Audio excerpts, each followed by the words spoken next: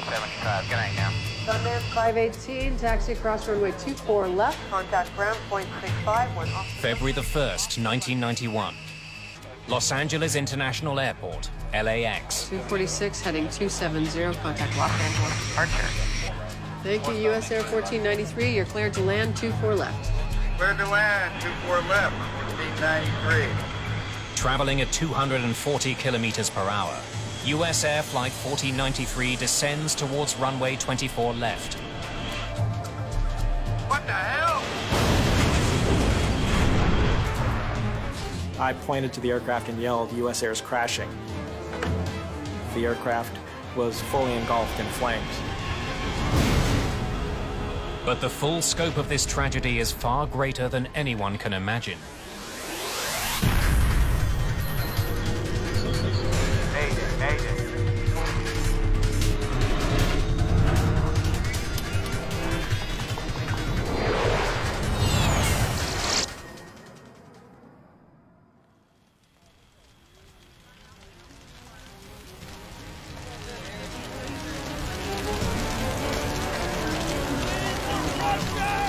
At one of the busiest airports in the world, a Boeing 737 has just exploded in flames upon landing. I think the thought process in the tower was, it was 1991, it was one of the first nights of the first Gulf War. And I think the thing that was foremost in our mind was maybe it was a bomb that went off on the aircraft. As firefighters bring the blaze under control, rescuers begin searching for survivors. About 5 minutes after the incident occurred, we got a call from an emergency vehicle. Amid the wreckage, they have made an alarming discovery. One that forces everyone involved to re-examine every detail of the last 15 minutes.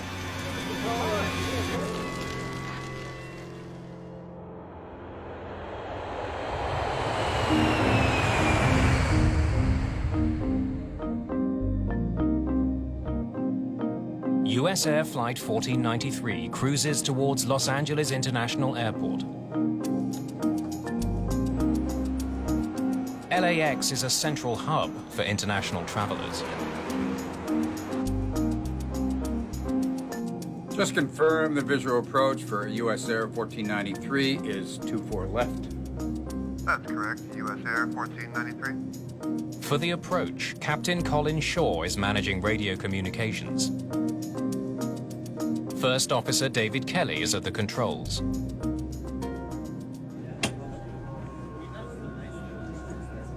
With 89 passengers on board, the flight isn't quite full. Well, I'd been on a business trip to Columbus, Ohio.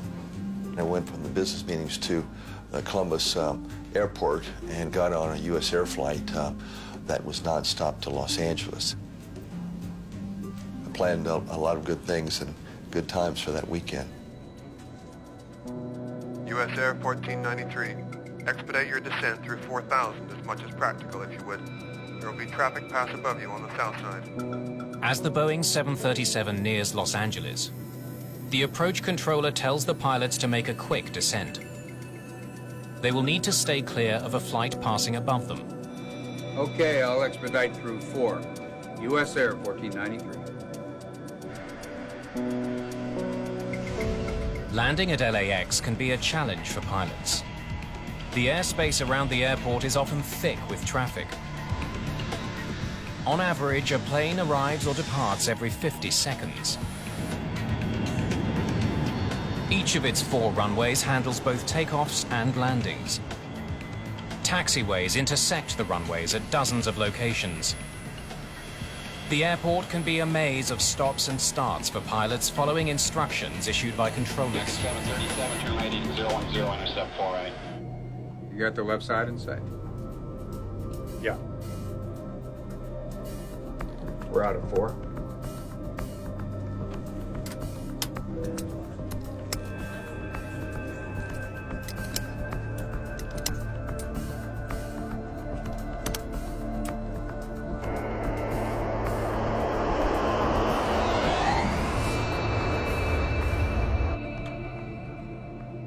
US Air 1493.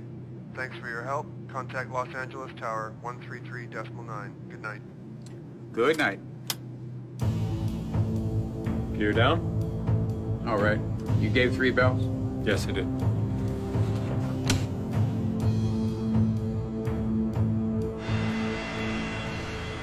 Perched 12 stories above the ground, tower controllers have a hawk's eye view of traffic coming and going from the airport. It was a busy night.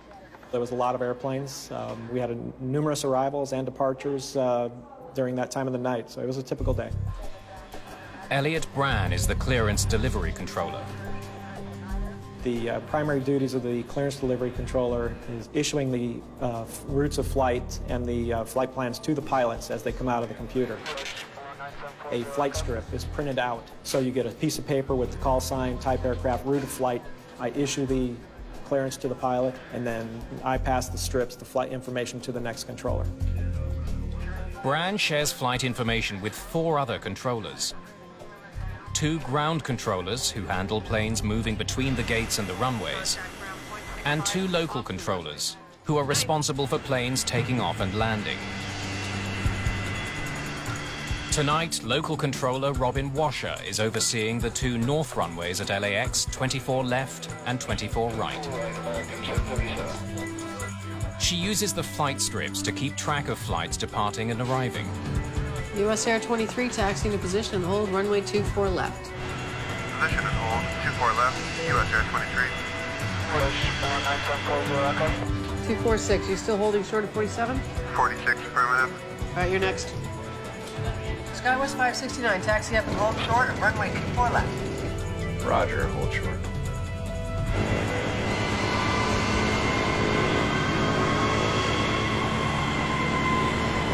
.75. 2875. Good night now. US Air Flight 1493 is about 13 kilometers from LAX. The pilots configure their plane for landing. Speed brakes. Still working for a living. All right. Laps are going 1. Flaps. Now the pilots radio the LAX tower for landing instructions. US Air 1493, inside rolling. Wing 5006, ground, tower. Robin Washer is busy with other planes. She doesn't respond to their radio call.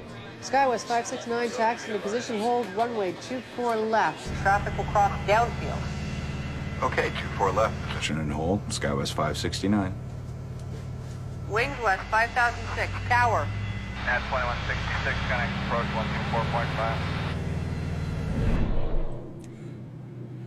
124.5. 30, green lights to 10. Gear. Flaps. Landing clearance remains. Just 6 kilometers from the airport, the US Air jet still doesn't have the okay to land.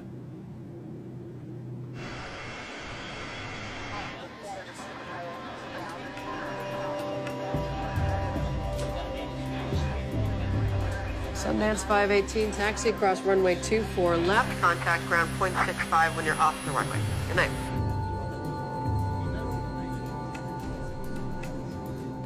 Captain Shaw contacts the tower for the 2nd time in less than a minute.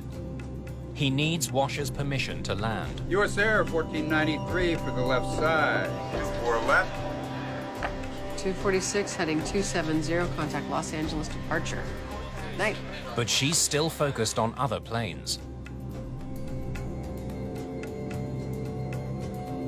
Out of 1,000 feet. Flight 1493 is now 1 minute from the runway. It's what pilots call short final.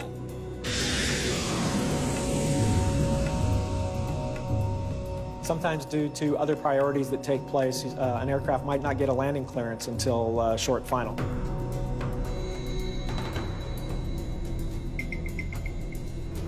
Thank you, US Air 1493, you're cleared to land. 24 left. Cleared to land, 24 left, 1493.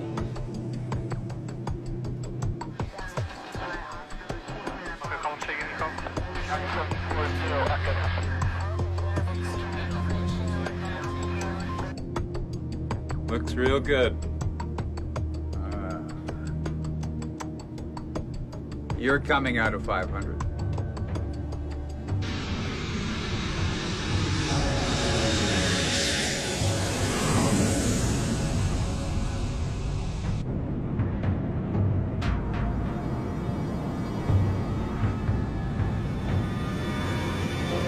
What the hell?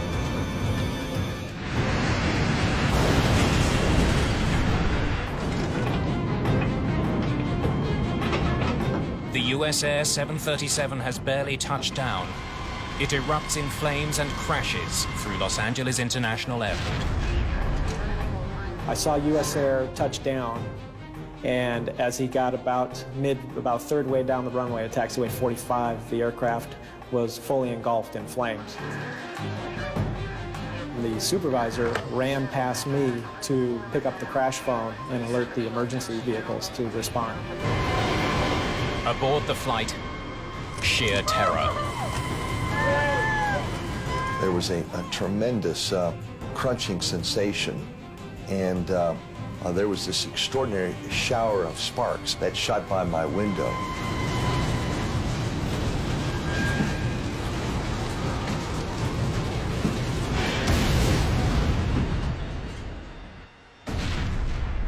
Good God. Rosa Reynoso is a plainclothes officer with the airport police. We see the aircraft engulfed in fire. My partner and I were probably about 500 yards from it. Alert 33, runway 24 out. Affirmative, alert 33. The initial moments were very scary, very chaotic. I remember just thinking to myself, oh God, please get some more people out here. Get me fire, get me officers, get me somebody, because this is not good. In the tower, there's no time to dwell on what's happened. Other aircraft are still coming in to land. Controllers must direct them to safety. Wings left 5212. Winds 240 at 8. You are cleared to land. Runway 24 right. Use caution. We just had an aircraft go off the runway in flames.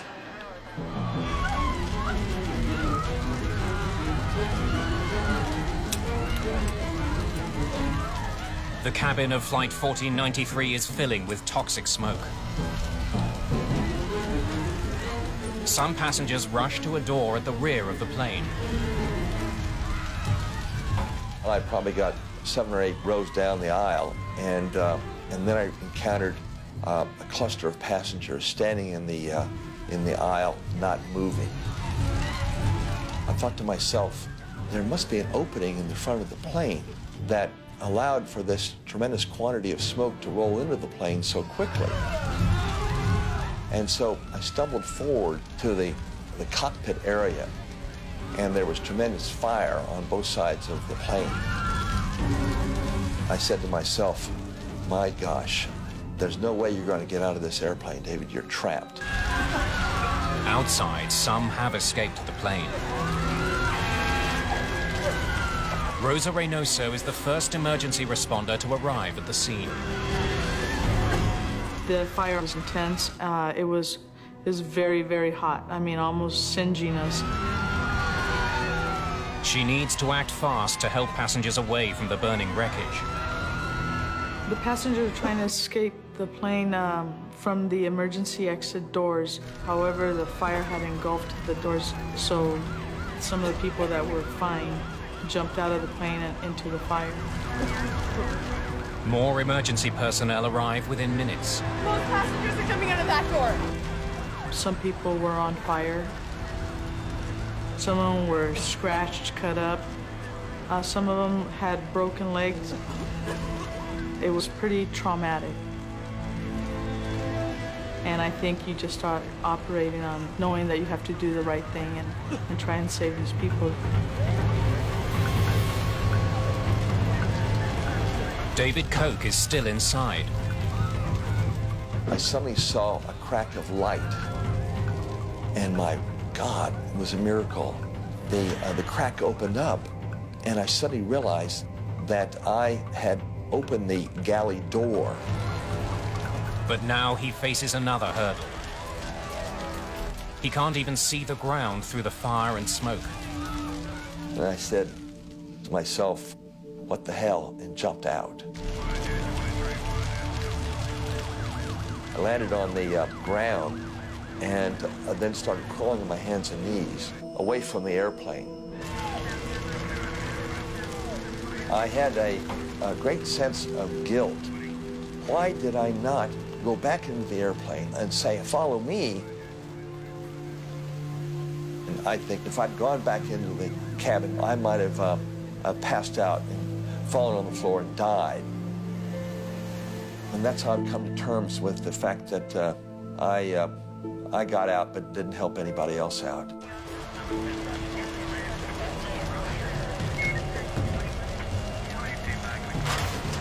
As the search for survivors continues, firefighters make a stunning find. This is Rescue 1. We've got a propeller down here in the wreckage. The discovery of a propeller has horrifying implications. There's 2 planes down here.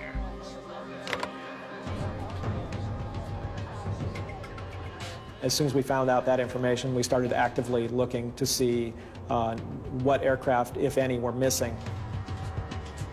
So we started looking at the flight strips that were already departed, and then we looked at the ones that were still pending. And then we called the departure radar controller to find out which ones they've talked to in the last 5-6 minutes. What about SkyWest 5569? No, we haven't heard from them. SkyWest 569, taxiing to position hold, runway 24 left. Okay, 24 left, position. And hold, SkyWest 569.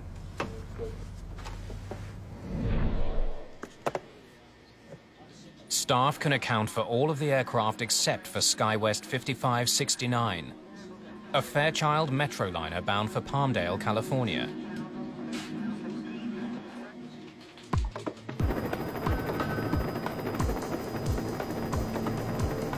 Emergency personnel find parts of the smaller plane strewn across runway 24 left. There were 12 people on board the flight. None have survived. What's left of their plane is crushed between US Air 1493 and an abandoned building near the runway. My first thought was, oh my God, there was someone else under there, and we didn't even realize it. There's even more loss of life on board the larger plane. 20 are dead, 2 others are mortally wounded. First Officer Kelly has survived, but Captain Shaw has not.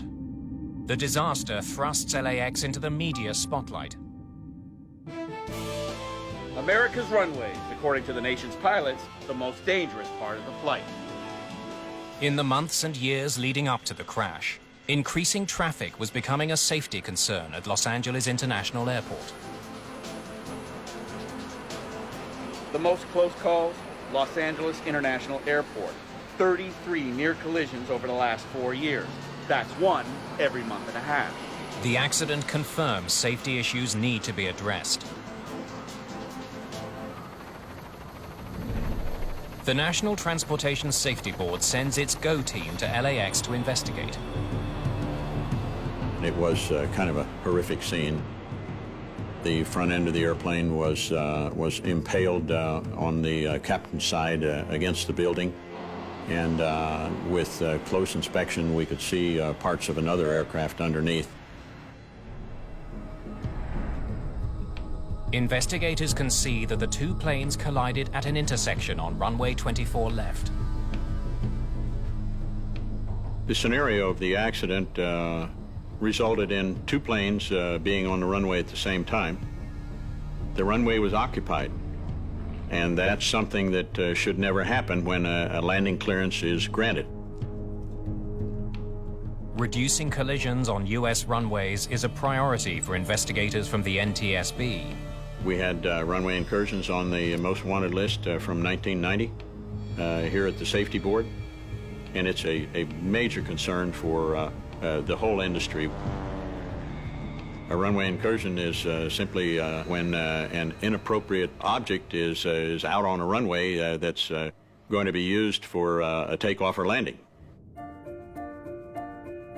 Some of the world's worst airline disasters have taken place on runways.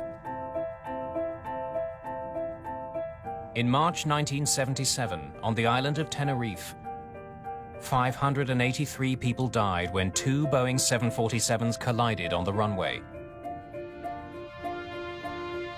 In January 1990, a Beechcraft King Air 100 was struck by a Boeing 727 attempting to land in Atlanta. Later that year in Detroit, another Boeing 727 smashed straight into a DC-9 carrying 44 people. Runway incursions occur due to some failure in the existing system. Something has happened. Some directive has not been followed. Some inattention is present in the scenario of a runway incursion. Which one of these planes was cleared for 24 left? Investigators need to find out why there were two planes on runway 24 left at the same time. One of the principal objectives was to immediately see if we could find out what error had taken place that would allow that situation to occur. Part of that answer may lie in the wreckage. But 24 hours after the crash, the investigation is at a near standstill. There's too much fuel on board the 737. Crawling through the wreckage would be dangerous. The aircraft had about 6,000 pounds, maybe 1,000 gallons of fuel on board. How long is this going to take? The Saturday was spent defueling the aircraft, and that's a very slow process. That took almost all day before the fire department could declare that the scene was safe. With airplane parts littering the airport, LAX is running at half capacity. 2 of the 4 runways are shut down. That's causing chaos for travelers.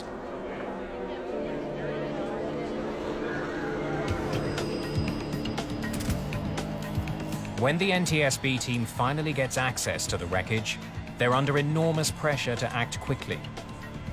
They must gather all the information they need so the airport can be fully reopened. Their investigation has a dual purpose. They must figure out what caused the collision. They also want to know why so many passengers got trapped and died in the burning aircraft. We're not sure what went on. We don't have a recording of it, but there were some altercations with people trying to get ahead of other people. Making matters worse, one of the emergency exit doors is inside the plane, partially blocking the exit. If you follow the instructions on the card, the exit card, it will tell you to throw that exit out.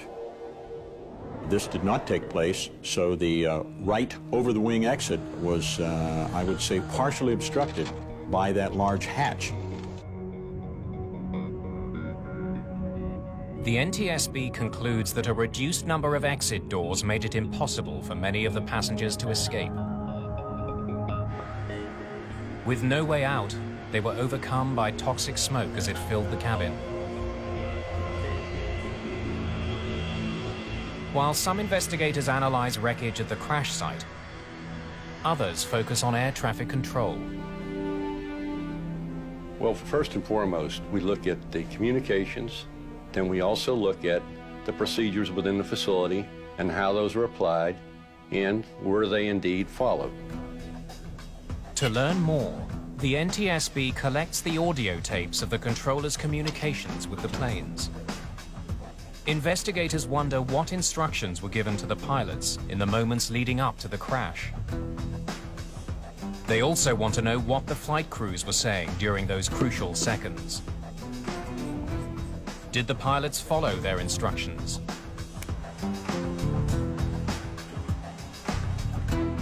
The cockpit voice recorders should provide investigators with the answer.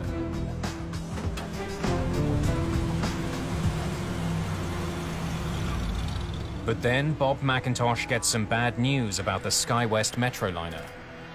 No voice recorder. Great. We recognized, looking at the onboard equipment, that SkyWest 569 did not have a CVR flight recorder installed. And that was disappointing to us. At the time of the crash, commuter planes were not required to carry cockpit voice recorders. This means the only SkyWest conversations caught on tape are radio communications recorded in the control tower. Okay, 24 left, position and hold, SkyWest 569. The two cockpit crew members would have exchanged words, would have been listening to the air traffic information that was coming into their cockpit all the time, and we recognized that that was a valuable piece of data that we lost.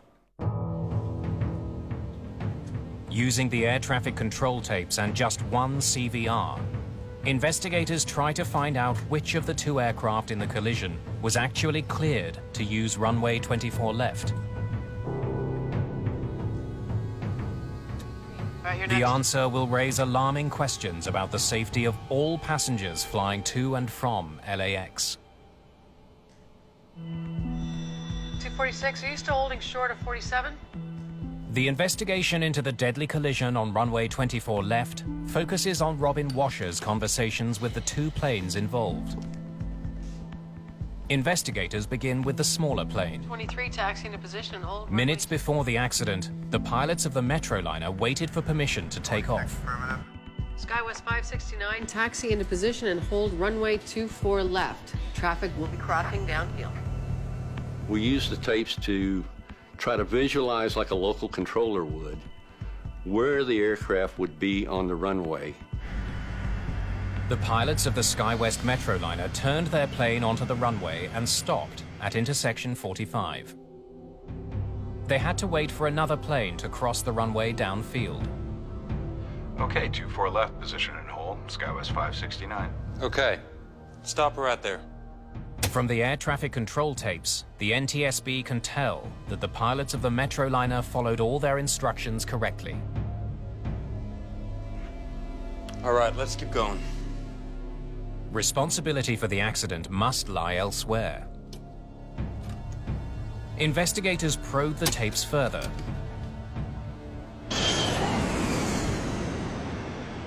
They look at Washer's communications with the US Air pilots. US Air 1493 for the left side, 24 left. Thank you, US Air 1493. You're cleared to land 24 left. A US Air 1493 was cleared to land on the same runway during the time that SkyWest 569 was still sitting in position on that same runway. Cleared to land, 24 left, 1493. SkyWest 569, right at intersection 45. How long's it been there? 1 minute, 7 seconds. The air traffic control tapes reveal that Robin Washer instructed both the SkyWest Metroliner and the US Air flight to use runway 24 left at the same time. Left contact ground, 0.65 when you are.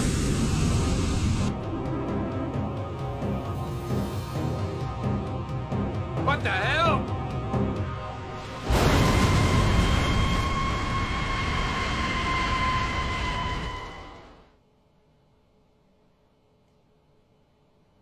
When we're examining the recorded voice communications, what we try to do is to put ourselves in the position of the controller. What would she have seen? What would she have heard? What would she have done? Investigators need to know what Robin Washer was doing at the time of the crash. They look at the other flights that she had under her control. Wings West 5006, taxi across runway 24 left. They learn that in the moments before the collision, Washer began to lose track of some of those flights. Is that for Philippine 102? No, sir, hold short. Wings West 5006, taxi across runway 24 left. Wings West 5006 was an aircraft that was on the north side of runway 24 left who wanted to cross to the south side. Wings West 5006, ground tower. And when she was ready to cross the aircraft, the crew did not respond. Washer spent nearly a full minute of her time trying to re-establish radio contact with the flight crossing the runway. Can I hear the rest of that exchange?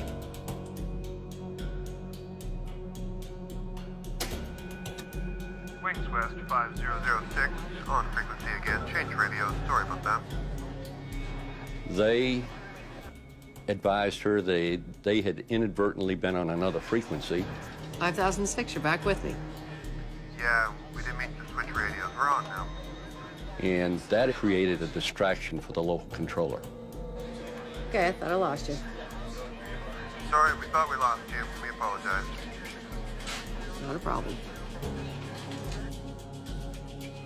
But investigators discover that that flight wasn't the only aircraft Robin Washer was fixated on in the moments before the crash. Tower Wings West 5072 is ready for takeoff. Wings West 5072? With US Air 1493 less than a minute from touchdown, Washer hears from another Wings West aircraft, Flight 5072. When Wings West 5072 called to say that he was ready for departure, it was obvious to us that she didn't understand who this aircraft was. Wings West 5072, are you at 47 or full length? We're at full length. Okay, hold short. Roger, holding short.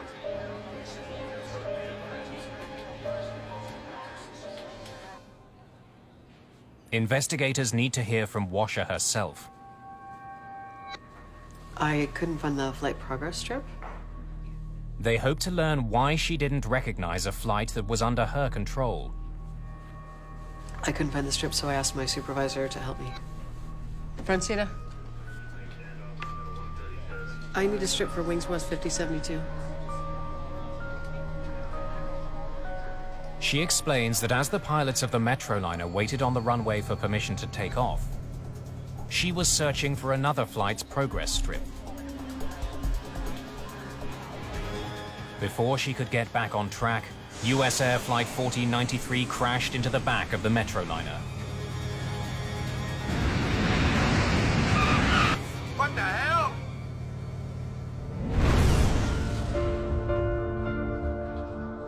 NTSB investigators now know that human error played a major role in the collision at LAX.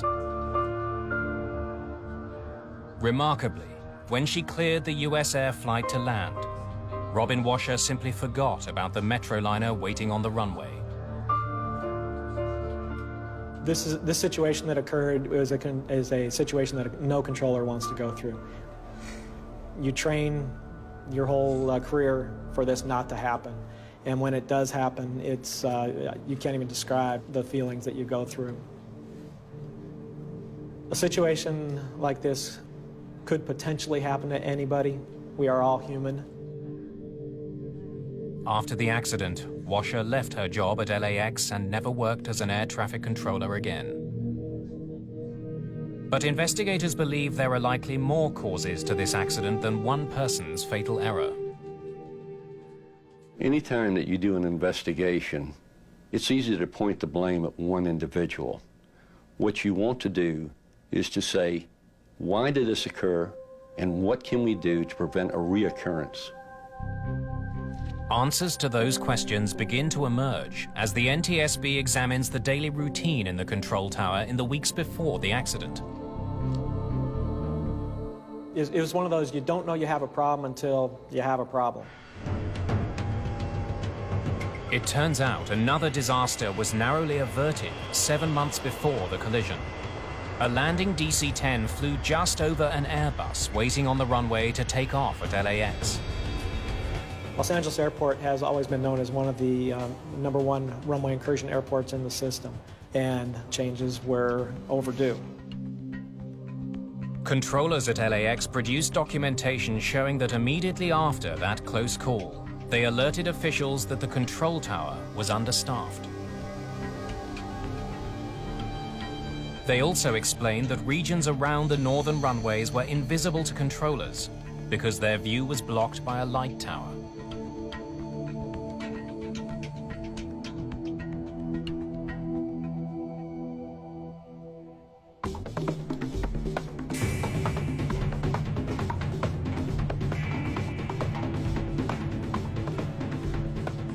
We went up in the tower, climbed the stairs, and asked the air traffic controllers to step aside while we sat in their chairs and looked out the window. The view that the air traffic controller was presented with had an obstruction, a light pole that produced a glare, and it was a light that lit up the airport ramp. Robin Washer may not have been able to see the SkyWest Metroliner as it sat out on the runway.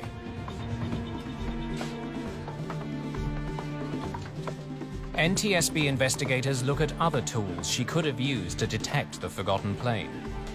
Surface radar is generally used during periods of low visibility. It is a tool by which the local controller, should they so choose, be able to visually confirm on that scope that an aircraft is indeed where it says it is. Ground radar displays all aircraft and ground vehicles moving around the airport. But on the night of the accident, that system wasn't working. You're holding short, is that correct, sir? Yes, ma'am, we're holding short. It was in constant out of service, in service, out of service, in service, and gave the management a lot of trouble. The system was not very reliable, and we did lodge complaints to have it fixed and to upgrade the system as soon as we could. Investigators learned that just 4 days before the accident, officials at LAX had formally asked the FAA to treat the failing ground radar with the highest priority. The radar drive and some of the drive mechanism had some ring gears and spur gears that they had to go to machine shops and literally make that part because it would wear out on a regular basis trying to rotate the antenna. We looked into this particular problem and learned that Los Angeles had been slated to receive a new system in 1988. However, that date had slipped, and at that time, they were not sure when they were going to get a new radar system. With the ground radar system out of commission, and with her view of the runway impeded by blinding lights, Robin Washer's chances of discovering her error were slim. Investigators turned their attention to the cockpit of the US Air flight. They wonder why the pilots didn't see the Metroliner out on the runway and abort their landing. Well, most of us in the pilot community would recognize that it's our job to scan that runway and find aircraft that might be out there or anything else prior to landing. Like all planes, the Metroliner is equipped with lights to make it more visible at night. There are strobe lights on the wingtips and the tail, navigation lights on the wings, and a colored anti-collision beacon on top of the vertical stabilizer. We were concerned about the SkyWest lighting and had to look at the flight operations manual, and we found that the operating procedure for that company was to turn on the strobe lights only after clearance for takeoff. So no other lights were required? Okay, thank you. The Metroliner wasn't yet cleared for takeoff. So the only lights that would have been lit while it waited on the runway were the navigation lights on the wings and tail, and the anti-collision beacon on the tail. NTSB investigators then use a helicopter to put themselves in the position of the US Air pilots as they were making the approach to runway 24 left. We went up and we actually flew that final approach, in order to verify what we thought might be the condition of obscuration. They positioned a Metroliner on the runway in the same spot where the collision occurred. And sure enough, we could not see that aircraft parked out there at spot 45 and 47. You just couldn't see it. Looks real good. The investigation determines the lights on the Metroliner were the same color and brightness as the runway lights. The plane may have been all but invisible to the pilots of US Air 1493. You're coming out of 500. The anti-collision beacon in particular would have been lost in a sea of lights.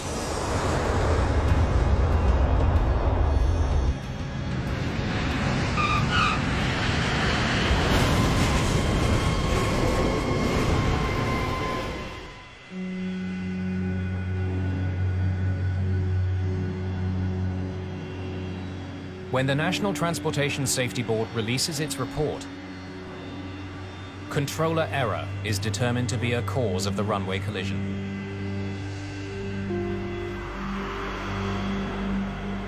We're in the business of determining why something happened. You may call it a cause or causes or contributing factors, but our job ends when the next accident is prevented. Preventing accidents on the runways of LAX would prove to be a much greater challenge than investigators could imagine.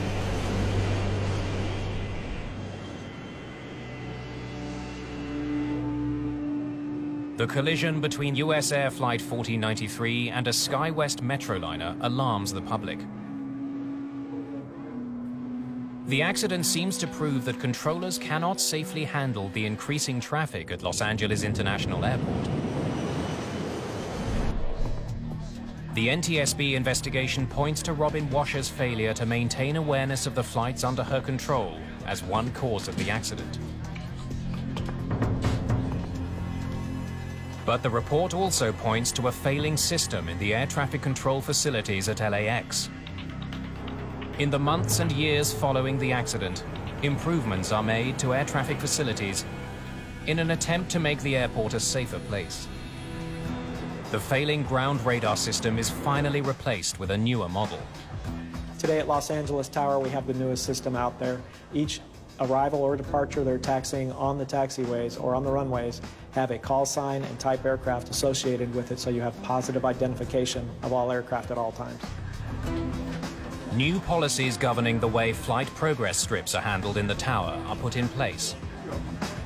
Ground controllers now organize the strips before they make their way to the local controller. The extra set of eyes reduces the local controller's workload. 5 years after the crash, a new air traffic control tower is built at LAX. The tower is 16 stories higher, 3 times larger, and offers controllers clear, unobstructed sightlines. New regulations concerning aircraft lighting are also put in place. It becomes mandatory for pilots to turn on all their lights before they move out onto a runway.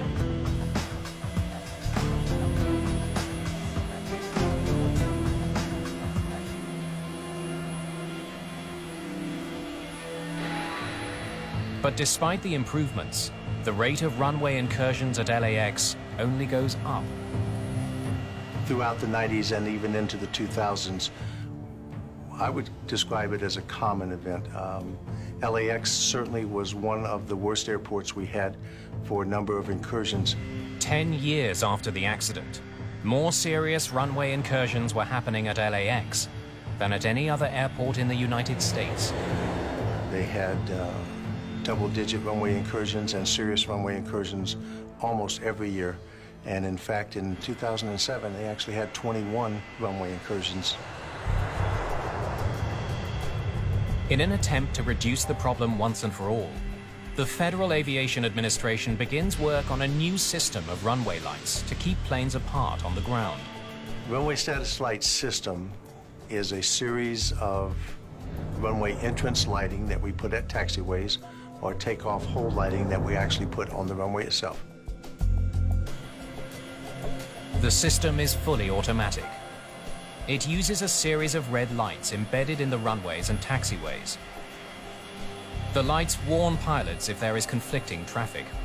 The runway status lights illuminate red, tells a pilot that it is unsafe, or a vehicle driver, that it is unsafe to either cross or enter that runway.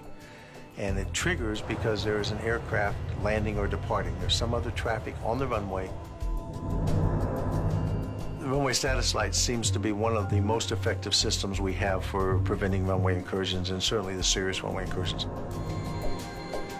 In April 2009, the technology was installed at Los Angeles International Airport. Prototypes of the system have also been installed at Dallas, Fort Worth, and San Diego. By 2011, runway status lights will be a key feature at dozens of airports across the United States. The equipment we're using at Los Angeles Tower today is much better than the equipment that we used back in 1991. It's been upgraded, it's much more reliable, and it gives the controllers the tools they need to make sure that the runways are clear and to keep the aircraft moving. Though new technology can never guarantee 100% safety, the improvements at LAX have restored public confidence in the airport, even among those who survived Flight 1493. I spent a couple of days in intensive care at a local hospital, and I had nightmares, by the way, following my release from the hospital for quite a number of days. But I'm doing fine now. I have no problem with getting on airplanes and flying, and I've got great confidence in the airline system.